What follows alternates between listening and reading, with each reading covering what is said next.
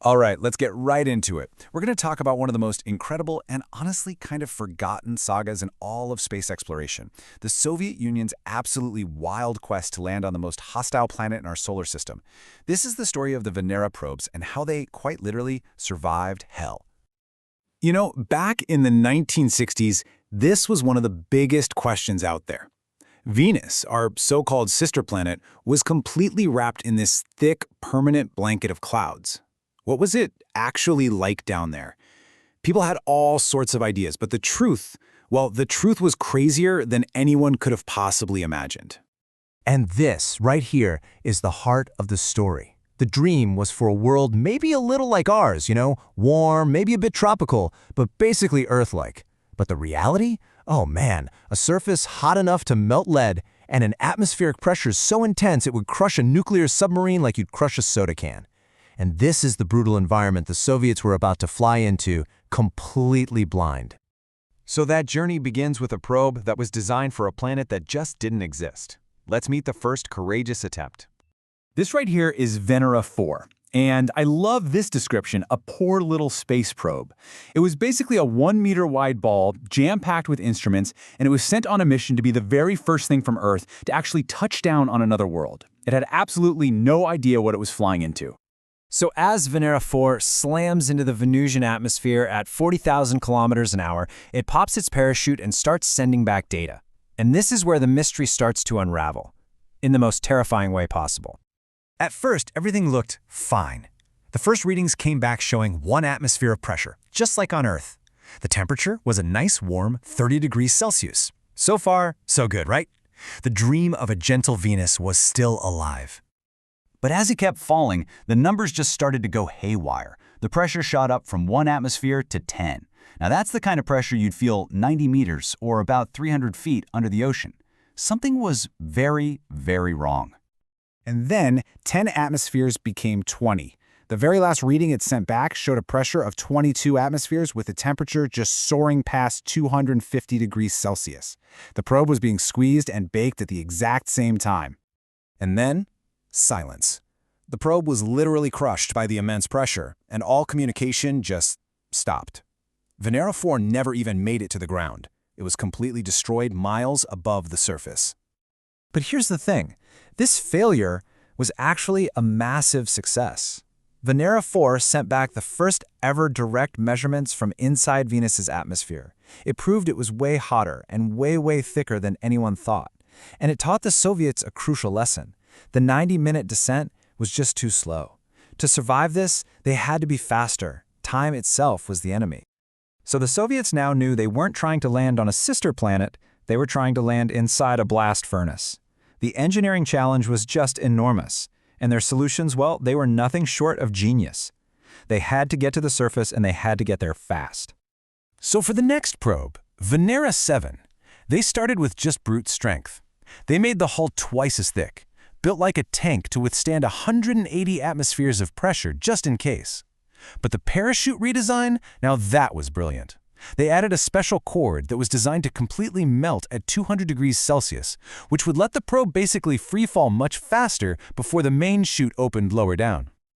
But even with this amazing design, it wasn't a smooth landing.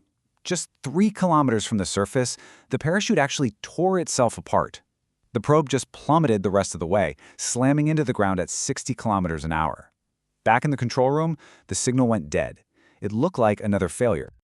Or so they thought.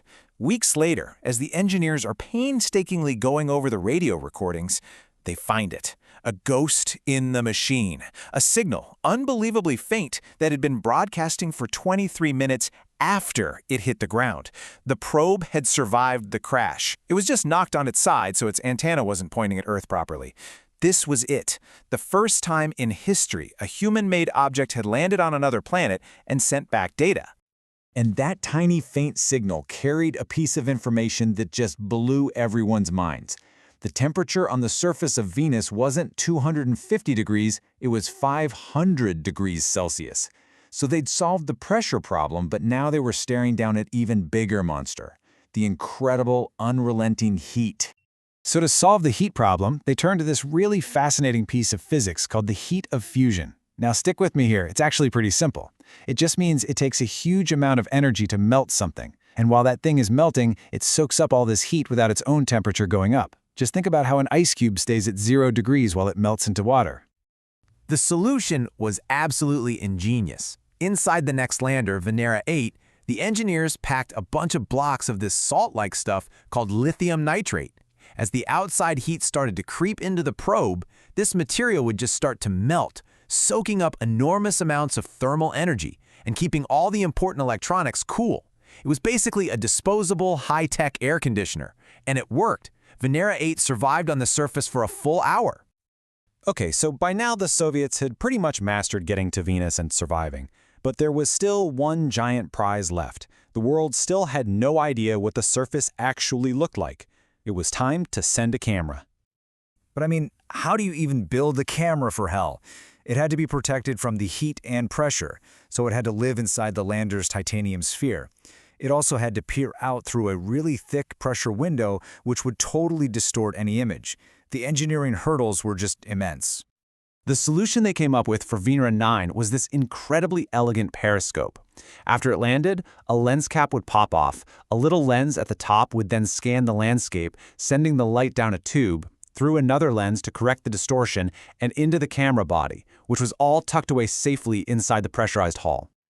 On October 22, 1975, only one of Venera⁹'s 2 lens caps actually managed to pop off. But you know what? It was enough. The probe began to scan, and back on Earth, line by agonizing line, this image was assembled. The very first photograph ever taken from the surface of another world. A landscape of sharp, flat rocks under this oppressive orange sky. We were finally seeing Venus. And this incredible first, it was really just the beginning of the program's absolute peak. The story didn't end with one black and white photo. Oh no, it got even better. Just look at this progression. It's unbelievable. Each mission just built on the last, racking up this incredible string of firsts. From the first atmospheric data, to the first landing, to the first picture. And later missions would send back color photos. And then, in 1982, Venera⁴ carried a microphone and captured the first actual sounds from another planet, the wind and the sound of a drill biting into Venetian rock. So let's just let this sink in for a second. 8 successful landings, color photographs, audio recordings from the surface. This is an engineering feat that has not been repeated in nearly half a century.